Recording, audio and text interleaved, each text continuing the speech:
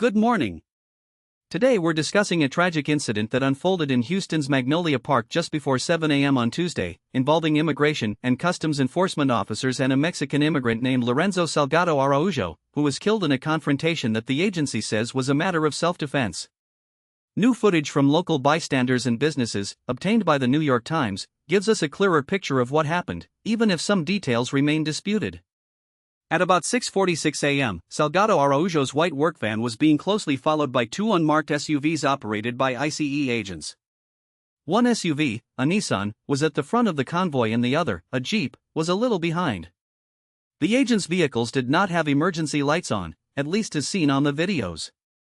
The van was heading south on Wayside Drive when it abruptly turned left onto a residential block of Canal Street, a move that caught the agents off guard. The turn was too sudden for the front SUV to maintain proximity, so the Jeep slowed, then sped up a bit to catch up, positioning itself on the driver's side of the van.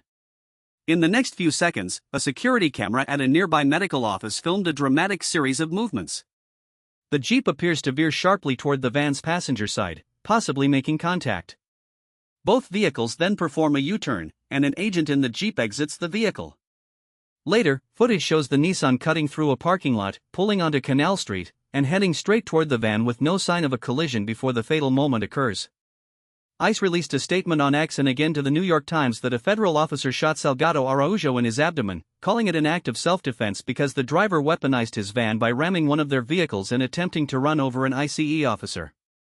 The agency said the van was used to attack.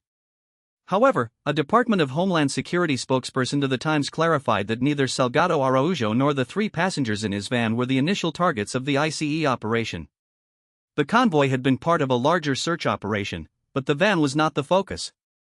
The footage does not show any evidence that Salgado Araujo or his passengers were armed. The videos capture only the vehicle's movements and the moment the gunshot was fired. The exact circumstances of the shot, the angle, distance, and whether the officer was truly in immediate danger, remain unclear from the available footage.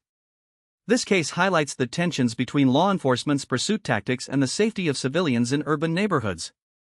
The New York Times investigation has also brought to light the lack of visible emergency lighting on the ICE vehicles, raising questions about transparency and the potential for misunderstandings on the street.